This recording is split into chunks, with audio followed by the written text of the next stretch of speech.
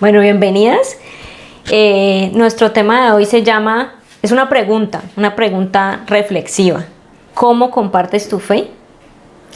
Yo estuve reflexionando acerca de esta pregunta, sobre todo porque todo creyente genuino tiene el mandamiento de hacerlo. Debemos compartir nuestra fe, es un llamado del Señor. Pero seamos sinceras, es algo que tal vez no hacemos porque la mayoría de veces sentimos temor a fracasar, o tal vez nos podemos sentir en algunos momentos como un bicho raro al hacerlo. O mejor, en algunos momentos ni siquiera sabemos cómo hacerlo, porque le hablamos a los perdidos, le hablamos a los incrédulos y deseamos con todas nuestras fuerzas que ellos se apasionen por Cristo como nosotros, pero a veces realmente no sabemos cómo hacerlo. Bueno, a veces cobramos valor y lo hacemos, y hablamos y tratamos de traerlos a Cristo. Pero muchas veces, y no sé si les ha pasado, pero a mí me ha pasado muchísimas veces, en vez de atraerlos a Cristo, como que ellos salen huyendo, ¿no creen? Bueno, no sé ustedes, pero yo cada vez veo más personas convertirse a Cristo, al cristianismo, y en poco tiempo salir corriendo. Y en los peores casos, no solo salir corriendo, sino salir corriendo y hablando mal de Dios porque no cumplió sus expectativas. Y esto es preocupante, preocupa porque al parecer estamos sembrando expectativas para atraer las personas que Dios nunca cumplirá o que tal vez nunca cumplirá, o que no son las correctas hablando bíblicamente. Me atrevería a decir que lo que hablaremos hoy, muchas, aunque llevan años en el cristianismo, tal vez no lo saben. Yo no lo sabía hasta hace poco, o no lo tenía tal vez tan claro, tan interiorizado, digámoslo así. La mayoría de cristianos desconocen esto. La iglesia, muchas personas que pertenecen a la iglesia desconocen esto. El enemigo se ha encargado tanto de tergiversar las enseñanzas en las iglesias, y los cristianos hemos dejado de ir a la escritura, y estas dos cosas le han facilitado el trabajo al engañador. Hablemos sobre esto. Y me gustaría que a medida que me siguen en la enseñanza vayan reflexionando sobre su propio recorrido y experiencia con el tema. Entonces, iniciemos reflexionando sobre cómo se está compartiendo hoy la fe cristiana y a dónde esto nos está conduciendo. Las formas actuales que escuchamos o que vemos son algo como esto: Jesucristo te dará amor, paz, realización y felicidad duradera. Dios tiene un plan maravilloso para tu vida y quiere cumplirlo. Tienes un vacío en tu corazón del tamaño de Cristo, solo déjalo entrar a tu corazón. O también decimos: acércate y confía en Dios, Él todo lo puede. Eso normalmente en casos en que haya una gran dificultad en la persona. Bueno, también conozco otra forma, y es compartir mi testimonio y a raíz de eso contarles lo que Dios ha hecho en mi vida. Y confieso que yo las he usado casi todas. Tal vez estos mensajes no están lejos de la realidad, pero seguro les falta algo porque no están logrando el propósito completo. Y aún este tipo de frases o estrategias, aunque se han vuelto muy populares entre los creyentes, me llevan a hacerme una pregunta en este momento: ¿realmente esto es lo que la Biblia enseña? Recordemos que la Biblia es la voz de Dios, quien nos guía en absolutamente todo lo que hacemos. Quiero contarles un testimonio sobre esto, que mientras hacía la enseñanza vino a mi mente y recordé el fracaso que viví en ese momento. Hace bastante tiempo ya, cuando llevaba poco siendo cristiana, una compañera muy cercana del trabajo me preguntó: ¿y uno qué tiene que hacer para ser cristiano? Y confieso que lo hizo con mucho interés. Estoy segura que en ese momento ya había visto algunos cambios en mí, y pues ella fue una persona que conoció quién era yo antes de conocer a Cristo. Y mi respuesta fue listarle algunas cosas que uno deja de hacer porque no le agradan a Dios. Entre ellas le dije que las mentiras no estaban bien, que no eran agradables para Dios. Y su reacción inmediata fue: yo podría con todo lo otro, pero lo de las mentiras no, eso no se puede hacer. Fin de la historia. Perdí la única oportunidad que tuve para compartirle el Evangelio. Entonces me surge otra pregunta. ¿Estas maneras realmente están dando el fruto que tienen que dar? En los mejores casos, muchos están recibiendo a Cristo, pero ¿cuántos realmente perseveran en su fe?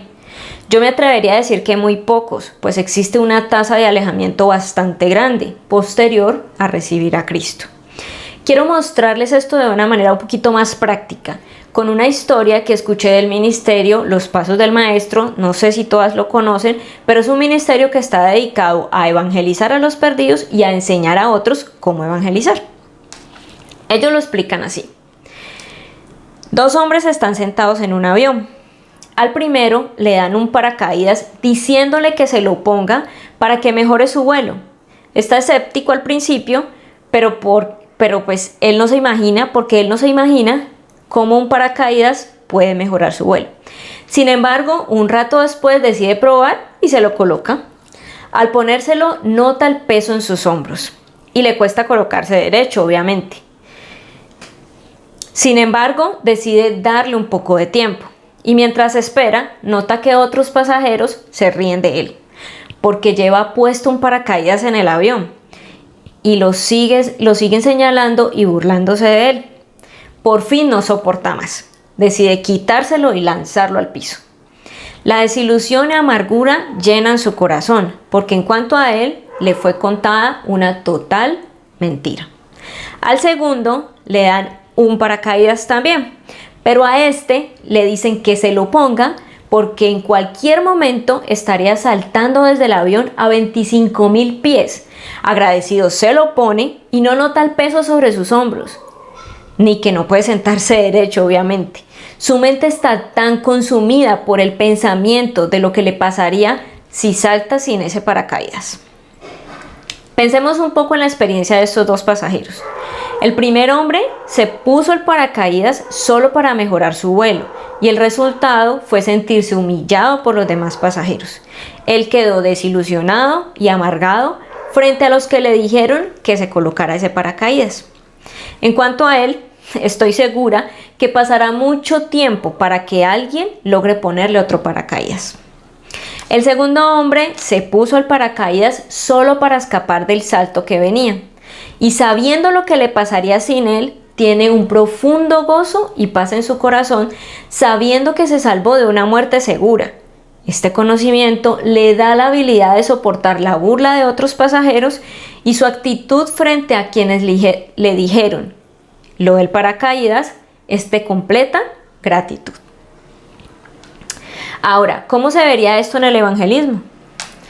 Al primer hombre le dicen, Dios tiene un plan maravilloso para tu vida y quiere cumplirlo. En otras palabras, Cristo mejorará tu vuelo. Así que el pecador decide probarlo y lo recibe. Pero en vez de eso, lo que recibe es justo lo que Cristo nos prometió: pruebas, tribulaciones y persecución. Y ahora está amargado con aquellos que a su parecer, le mintieron. Tal vez queda mucho peor de como estaba antes, porque ahora él cree que él ha probado a Cristo y solo recibió una gran desilusión. Ahora, en lugar de decir que Cristo mejora el vuelo, tenemos que advertir a los pasajeros que van a tener que saltar del avión, porque ellos necesitan conocer que se ha establecido un día en que Dios juzgará a todos. Y cuando un pecador comprende las consecuencias horribles de su pecado, inevitablemente huirá al Salvador. Todo esto entonces nos lleva a concluir que el Evangelio no es un asunto de felicidad, más bien es un asunto de justicia. Pero entonces, ¿qué es el Evangelio? No sé si todas lo saben, pero voy a empezar por decir esto, y esto estoy segura que lo han escuchado. El Evangelio es poder de Dios para salvación a todo aquel que cree. Eso dice Romanos 1:16. Seguro muchos están pensando tal vez de lo que ha sido su experiencia, de lo que han oído, de lo que conocen. Primeramente que el Evangelio es para los perdidos, pero también que es perdón de pecados, que es un mensaje de esperanza, que es creer en Cristo, o tal vez que es un manual para vivir una vida bien, hablando moralmente. Y pues todo esto es cierto, pero no es el mensaje central del Evangelio. Y entender esto es vital para todo cristiano, pues el simiente este es el simiente, es la roca sobre la cual construimos nuestra fe. Empecemos por entender que la palabra evangelio en el original significa buena noticia. Leamos lo que dice 1 Corintios 15, los versículos 3 y el 4.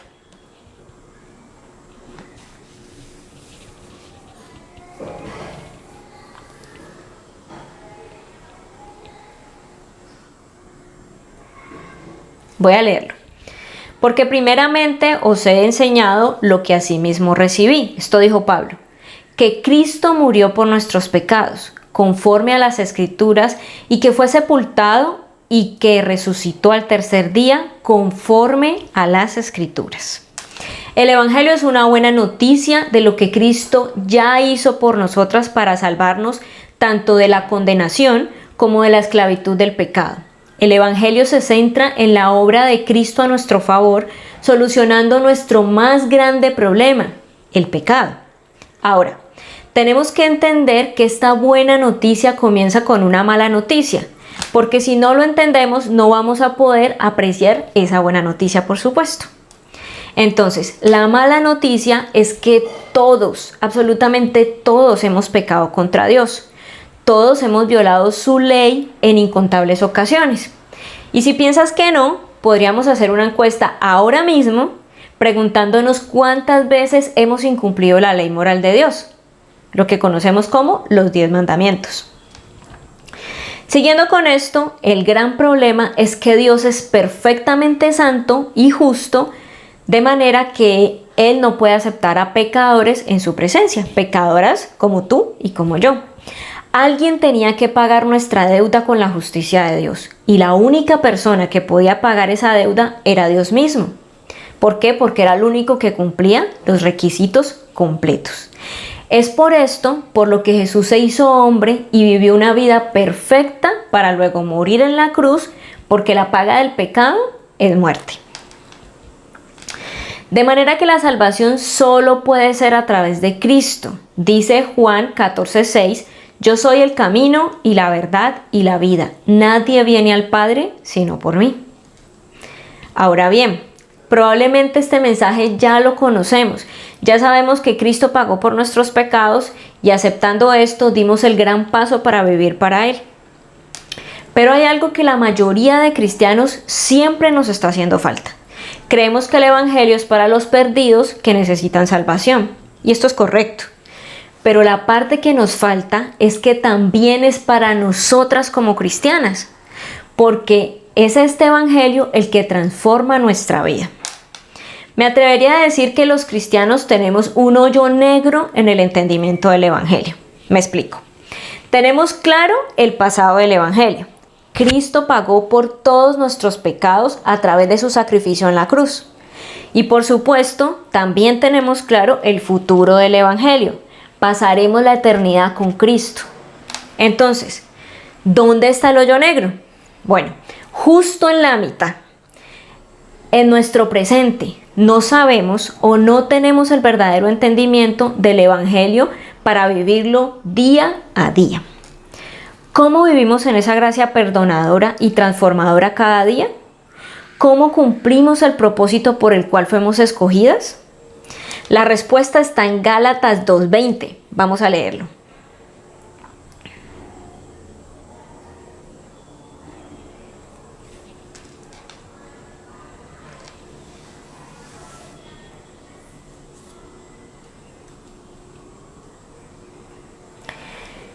Dice Gálatas 2:20, con Cristo estoy juntamente crucificado, y ya no vivo yo, mas vive Cristo en mí.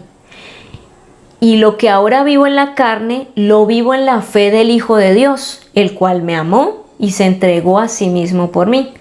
Voy a leerlo en la Nueva Traducción Viviente para que sea más claro. Mi antiguo yo ha sido crucificado con Cristo. Ya no vivo yo, sino que Cristo vive en mí. Así que vivo en este cuerpo terrenal confiando en el Hijo de Dios, quien me amó y se entregó a sí mismo por mí. Si lo que están pensando es cierto, La respuesta es Cristo. Ese es nuestro presente del Evangelio. Él está en cada una de nosotras por medio del Espíritu Santo.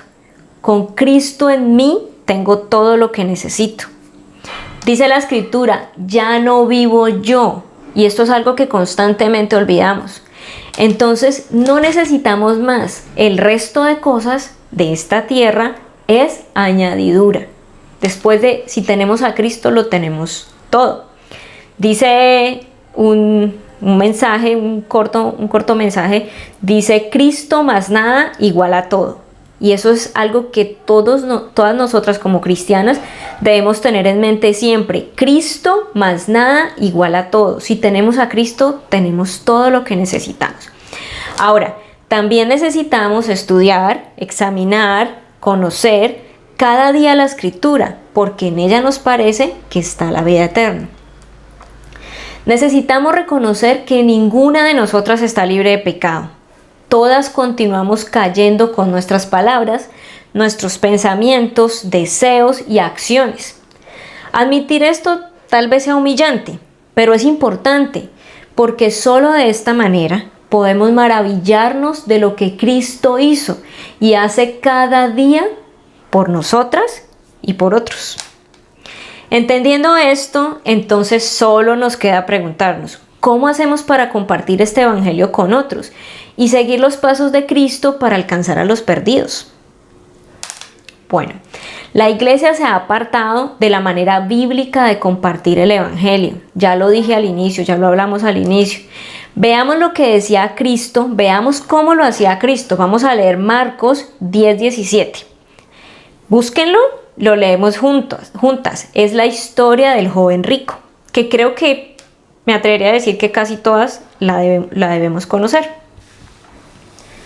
Repito, Marcos 10:17.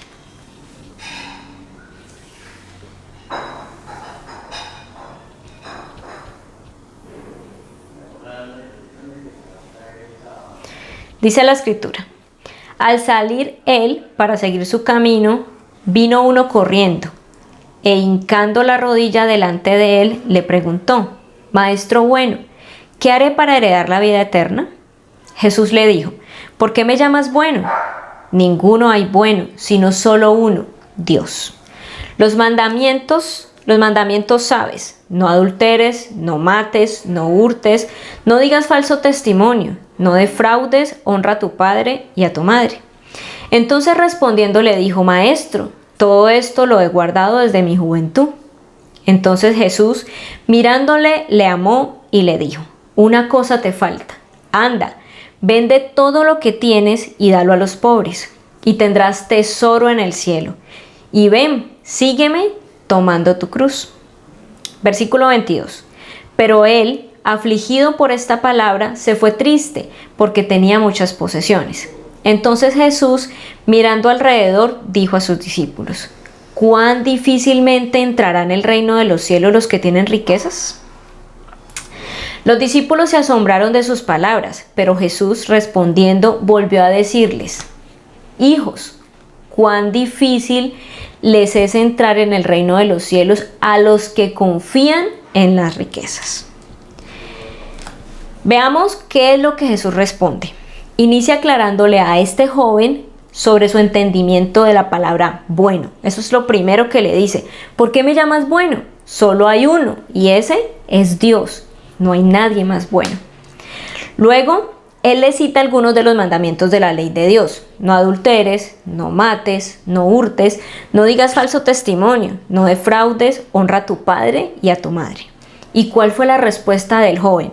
He guardado desde mi juventud. Y ahí Jesús le indicó la esencia del primer y segundo mandamiento, que es algo que tal vez muchos pasamos por alto al leer esta escritura. Una cosa te falta, anda, vende todo lo que tienes y dalo a los pobres, y tendrás tesoro en el cielo, y ven, sígueme tomando tu cruz. Y como resultado, acabamos de leer ¿qué le dice él? Pero él, afligido por esta palabra, se fue triste. ¿Por qué se fue triste? Porque sus riquezas eran su Dios. Esa es la respuesta. No es que las riquezas tengan ningún problema, pero en el caso del joven rico, Jesús dejó en evidencia que el Dios de este hombre eran sus riquezas. ¿Y qué dice el primer mandamiento? Dice, no tendrás dioses ajenos delante de mí. ¿Y qué dice el segundo mandamiento? No te harás imagen de ellos. Y eso era lo que le pasaba a este joven. Jesús afirmó en el versículo 24, cuán difícil le es entrar en el reino de los cielos a los que confían en las riquezas. Entonces nos quedaremos pensando, seguramente, ¿por qué Jesús le habló así? ¿Será que se le olvidó que ya estamos en el nuevo pacto? Y que ya somos salvos por gracia, ya no somos salvos por la ley.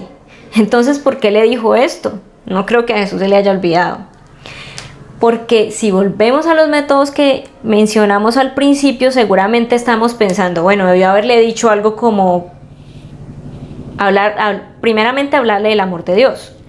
O decirle, ¿por qué no hacemos la oración de fe juntos? O porque Jesús no le dijo, tienes un vacío en tu corazón que solo yo puedo llenar. Ninguna de esas cosas le dijo Jesús. ¿Saben por qué?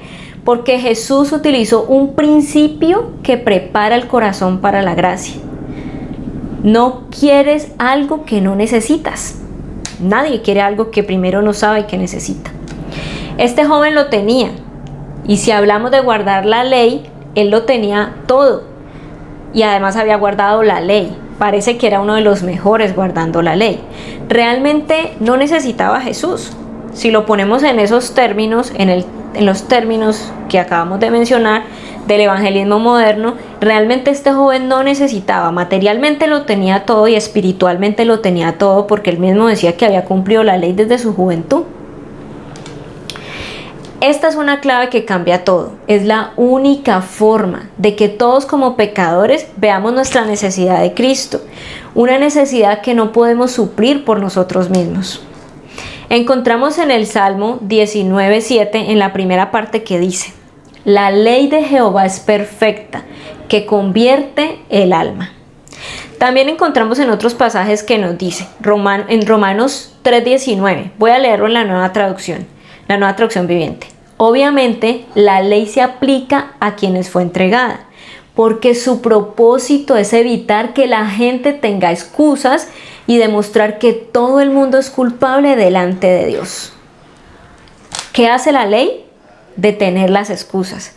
Normalmente encontramos que la gente, cuando le hablamos de Cristo, cuando le hablamos del Evangelio, nos responde, yo no soy mala persona, hay otros peores que yo nunca he matado a nadie, yo nunca he robado. Pero si los llevas a la ley, realmente nadie se salva, ni siquiera tú misma, ni siquiera yo misma. Romanos 7:7 dice, nueva traducción viviente otra vez. Ahora bien, ¿acaso sugiero que la ley de Dios es pecaminosa? De ninguna manera. De hecho, fue la ley la que me mostró mi pecado. Yo nunca hubiera sabido que codiciar es malo si la ley no dijera, no codicies. Pablo dijo que no conocía el pecado sino hasta que conoció la ley. Y por último, en Gálatas 3:24, nueva traducción viviente dice, dicho de otra manera, la ley fue nuestra tutora hasta que vino Cristo. Nos protegió hasta que se nos declarara justos ante Dios por medio de la fe. Dice que la ley es como un maestro que nos guía ¿a quién? A Cristo, para poder ser justificados por la fe. Entonces lo que trato de mostrarles es que la ley no nos salva, solo nos deja culpables, nos deja indefensos y más bien nos permite ver que somos salvas por gracia, que es la única manera de serlo. Decíamos ahora que para recibir la buena noticia del Evangelio debo conocer primeramente la mala noticia. Soy un pecador que no puede salvarse a sí mismo. Esa es la mala noticia. Y eso lo deja en evidencia la ley de Dios, los 10 mandamientos. Es la mejor forma de ponerlo en evidencia sobre cualquier persona, sobre cualquiera de nosotras, sobre cualquier creyente, sobre cualquier incrédulo. Como ya lo acabamos de ver. La ley quebranta el corazón hasta el corazón más duro y posteriormente, ¿qué hace el Evangelio? Lo sana. Esa es la parte maravillosa de vivir en el Evangelio. Entonces veamos esto de una manera práctica, cómo se vería. Juguemos un rato ustedes y yo. Voy a compartirles el Evangelio de esta manera y ustedes me dirán si pueden huir de esto. Entonces, quiero que estén súper conectadas con todas las preguntas que les voy a hacer y cada una obviamente las va a ir respondiendo para sí misma. Y me va a ir siguiendo con las respuestas que yo voy a ir colocando. Primera pregunta, ¿te consideras buena persona? Seguro la respuesta es sí. Creo que todos damos esa respuesta. Y si podríamos añadirle algo más, muchos responden, pues yo nunca he matado a nadie, yo nunca he robado, cuando hacemos esa pregunta. Segunda pregunta, ¿crees que has guardado los 10 mandamientos? Probablemente me dirás, sí, pues por lo menos he guardado la mayoría. Como acabo de decir, por ejemplo, nunca he matado a nadie. ¿Sí o no? Tercera pregunta, ¿nunca has mentido? Y tu respuesta será, estoy segura que tu respuesta será, sí, por supuesto. Creo que esa es la respuesta de todos. Entonces te voy a preguntar, si has dicho mentiras, ¿eso qué te hace? ¿Cuál sería tu respuesta? ¿Qué nombre le ponemos a aquel que miente? Soy una mentirosa. Eres una mentirosa. Siguiente pregunta, ¿alguna vez has robado algo? Así sea algo pequeño. Probablemente me dirás de una, no, yo nunca he robado. Pero ¿estás segura? O sea, acabamos de decir o admitir que somos mentirosas. Así que seguramente en algún momento de nuestra vida, siendo más pequeñas, siendo niñas, siendo jóvenes, tal vez nos quedamos con algo. Bueno, si la respuesta sigue siendo positiva, ¿cómo le llamamos a alguien que roba? Ladrón. Probemos entonces con otro mandamiento. El mandamiento que dice, no cometerás adulterio. ¿Alguna vez has adulterado? Probablemente me dirás que no. En las mujeres no es algo muy marcado, no es algo que hagamos. Pero antes de contestarme te voy a pedir que pienses en esto o que recuerdes esto. Cristo dijo que cualquiera que mira a una mujer para codiciarla ya adulteró con ella en su corazón. Así que con esto en mente estoy segura que la respuesta cambia y probablemente todas vamos a decir, bueno, sí lo he hecho. En algún momento hemos codiciado a algún hombre que nos parece lindo, que nos llama la atención, así sea en la televisión. Así que hasta el momento solamente hemos evaluado 3 de los mandamientos y ya podemos decir por la propia confesión de la boca de cada una de las que estamos aquí que somos mentirosas, ladronas y adúlteras de corazón. Tal vez no seamos las 3, pero estoy segura que en alguna fallamos y en alguna caímos. Entonces, ¿cómo te sientes ahora? ¿Culpable o inocente? Santiago 2:10 dice, porque cualquiera que guarde toda la ley, pero ofendiere en un punto, se hace culpable de todos. Entonces, ¿eres culpable? Soy culpable. Todas somos culpables. Eso hace la ley, mostrarnos lo pecadoras que somos. Siguiente pregunta. Después de todo lo que acabamos de preguntarnos, entonces voy a hacerles una nueva pregunta. Con todo esto en mente, ¿a dónde irías? ¿Al cielo o al infierno? Y si me dices que al cielo, porque Dios es un Dios bueno y perdonador, pensemos en este ejemplo. Pensemos en un tribunal de justicia después de que tú y yo hemos cometido algún delito súper grave. Y entonces vamos y nos le acercamos al juez y le decimos, señor juez, usted es un juez bueno y por eso yo voy a pedirle que me perdone, porque yo he sido una buena persona siempre. ¿Y qué es lo que nos va a responder ese juez si realmente es un juez bueno? Nos va a decir, porque soy un juez bueno, voy a pedir y voy a hacer que se haga justicia y serás castigada por lo que has hecho. Así que Dios es un juez bueno. Entonces se asegurará de que se haga justicia y un día castigará el pecado toda clase de pecado, incluyendo los mentirosos, o sea, incluyendo los pecados de nosotras. Hasta aquí tenemos las malas noticias. Definitivamente, si Dios nos hiciera justicia, no iríamos al cielo. Creo que ninguna de nosotras podría ir al cielo. Iríamos directo al infierno si Dios hiciera justicia. Es aquí cuando aparece la buena noticia. Ya estamos listas para recibirla. Piensa que en ese mismo tribunal, estamos en el mismo tribunal que mencionamos ahorita, entra un desconocido. Y ese desconocido entra y le dice al juez: yo pagaré la multa, una multa que definitivamente tú y yo no teníamos modo de pagar, o sea, era demasiado alta para que la pudiéramos pagar, ni siquiera trabajando toda la vida. Esas son buenas noticias, porque podríamos ser libres sin pasar por encima la ley, pero seríamos libres de culpa al pagar esa multa. Asimismo, Cristo hizo hace 2000 años. Cristo es ese desconocido que entró en el tribunal y pagó una multa que tú y yo no podíamos pagar cuando dio su vida en la cruz.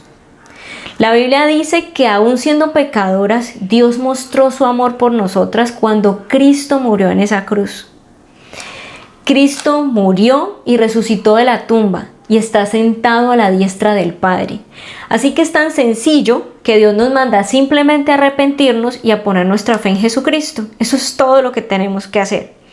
¿Qué sigue ahora? ¿O qué debemos decirle a alguien después de compartirle esto? Simplemente ve a un lugar tranquilo, o aún nosotras. Si en este momento decimos: yo nunca había visto el evangelio así, nunca lo había entendido de esa manera, entonces ve a un lugar tranquilo y simplemente ora al Señor. Arrepiéntete de tus pecados y pídele a Cristo que sea tu Salvador, que sea tu Señor. Eso es todo, no tienes que hacer nada más.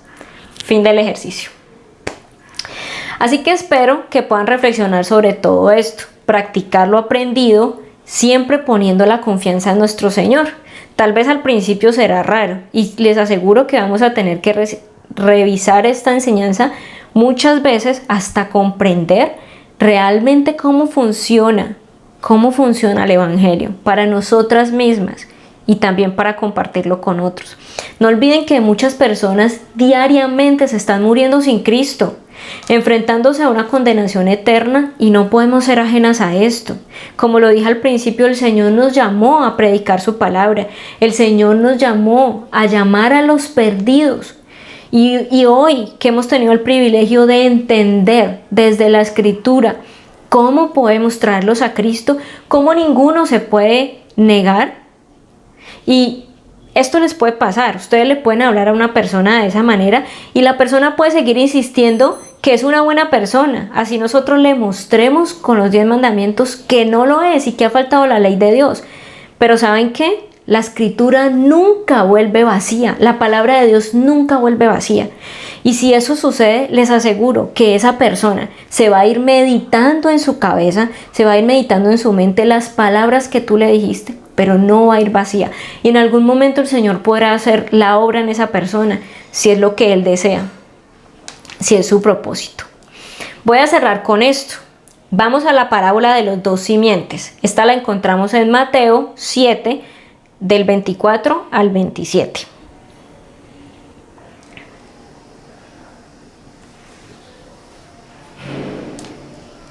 Mateo 7, del 24 al 27.